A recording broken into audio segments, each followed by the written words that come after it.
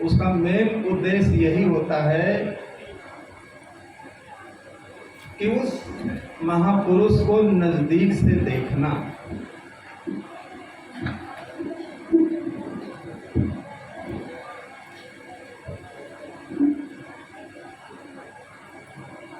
उन्होंने अपने जीवन काल में समाज को क्या उन्होंने उपदेश दिया,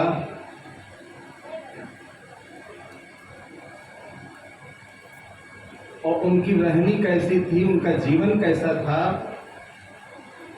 उनके निकट हो जाना। जैसे अपने घर में हम स्नान करके और जब दर्पण में चेहरे को देखते हैं तो चेहरे को देखे बिल्कुल हम तभी व्यवस्थित रूप से हमारा चेहरा जो है वो दिखाई देता है।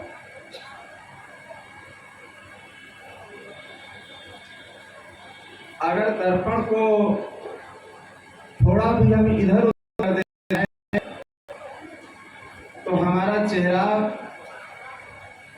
व्यवस्थित रूप से नहीं दिखाई देता। हम लोग समय समय पर झूठ भी बोल देते हैं, लेकिन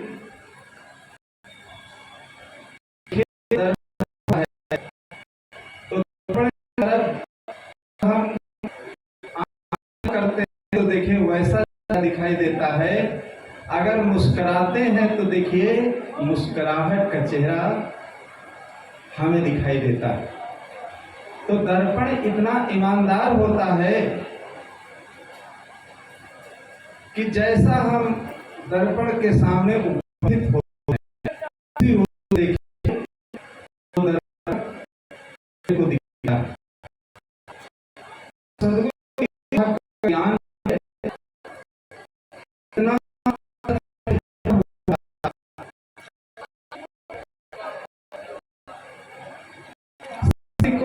कहने में अगर ताकत थी तो सदगुरु कबीर साहब में थी। वो इतना निडर थे कि मौलवी और पंडों पुजारियों को किसी से वो डरे नहीं, और जो सत्य कहना था उन्होंने सत्य कह दिया। सत्य का संदेश तुम जग को दिए हो, कर सका कोई नहीं ऐसा किए हो।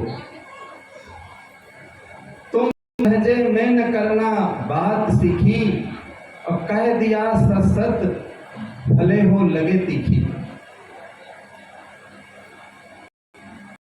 तो काशी में उन्होंने बहुत बारीकी देखा पंडा पुजारियों को, मौलवियों को, और हिंदू मुसलमानों में जो कुरीतियां थी उसका निराकरण करने का उन्होंने अथक प्रयास किया। हिंदू समाज के अगुआ ब्राह्मण लोग थे, मुस्लिम समाज के अगुआ मौलवी लोग थे।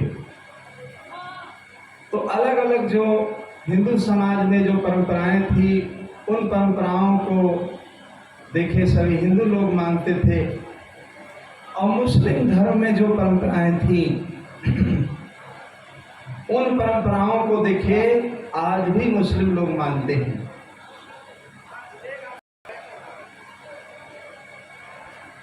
तो दोनों में जो कुरीतियां फैली थी, जो अंधविश्वास था, जो चमत्कार था, जो अवतारवाद था, हो गया ना, देखिए उसका निराकरण करने के लिए उन्होंने कोशिश किया।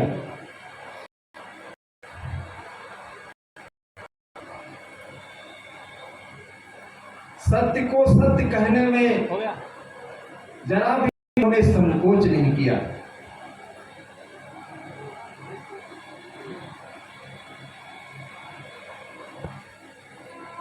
इसलिए उन्होंने कह दिया कि आना कबीर पंथ में खाला का घर नहीं, और आते हैं सूर नर जिन्हें दुनिया का डर नहीं। आना कबीर पंथ में खाला का घर नहीं, आते हैं सूर नर जिन्हें दुनिया का डर नहीं। चोरी व झूठ त्याग के सच्चे सदा बनो, डालो पराई नार पे हरगिज नजर नहीं। अब जितने धर्म उपदेशक हैं देखिए, सब पर वो अपनी नजर डालते हैं, व्यवहार पक्ष पर, परमार्थ पक्ष पर, हर पक्ष पर, हर पहलू पर वो प्रकाश डालने के लिए कोशिश करते हैं। उपदेश तो करते हैं सभी, पालन करना और सुनते हैं अपने कान आप खुद करना। जितने धर्म उपदेशक हैं, धर्म का उपदेश करने वाले, देखिए उनको भी सुधारने के लिए उन्होंने कोशिश किया कि समाज के जो अगुआ हैं, और जब अगुआ सुधर जाएंगे तो देखिए पीछे वाले तो जो अगुआ लोग परंपरा बना देते हैं, वही परंपरा पर चलने के लिए देखिए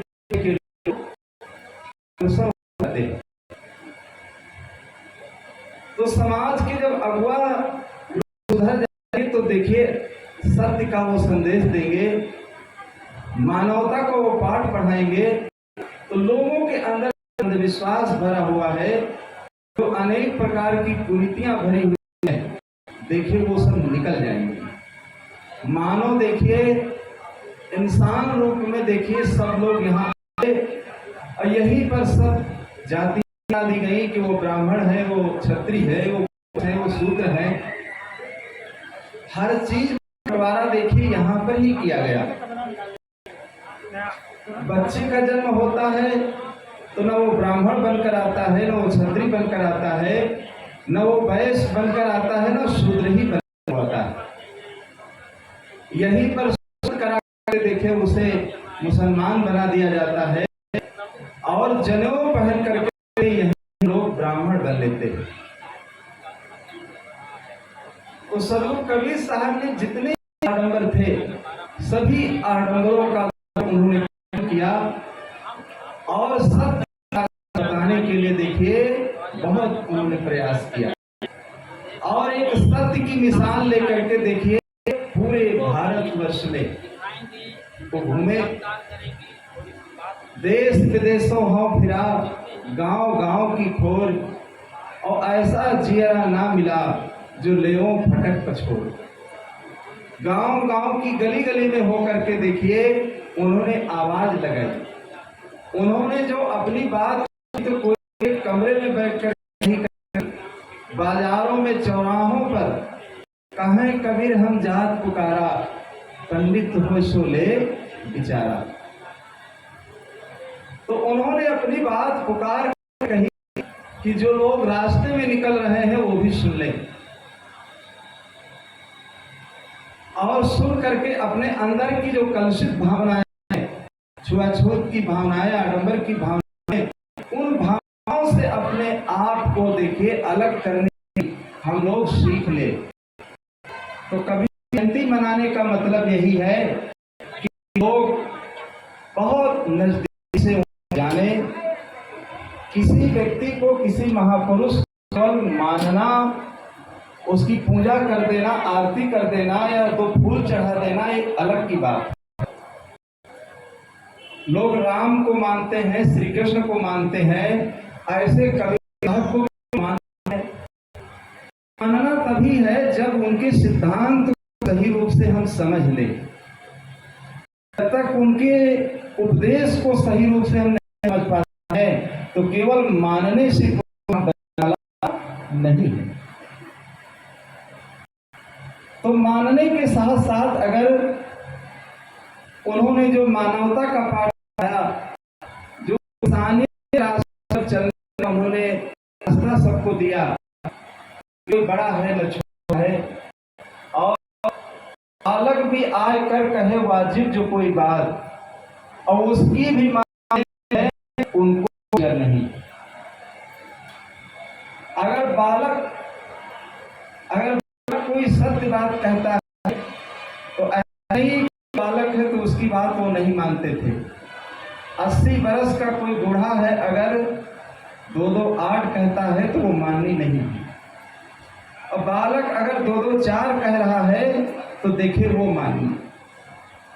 तो हर पहलू पर उन्होंने समझाने के लिए कोशिश किया कि समाज जो है सत्य के रास्ते पर आ जाए और सत्य को समझने के लिए सब लोग कोशिश करें। और जब हम लोग बराबर कोशिश करते जाएंगे तभी कबीर की बात को मानना और जानना, तभी समझ लो हमारे जीवन में उसका अनुसरण हो पाएगा। भोजन को सही रूप से हम मान लें केवल, और लेकिन भोजन को ग्रहण न करें तो हमारी भूख जाने वाली नहीं। तो इसी प्रकार जो उन्होंने मानवता का पाठ पढ़ाया, तो इंसानियत बन करके, इंसान से न घृणा करके, इंसान बन करके हम अपने जीवन को व्यतीत करना सीखें। यही सदगुरु कबीर साहब की जयंती मनाने का समझ लो जयंती मनाने का पूरा होगा। सदगुरु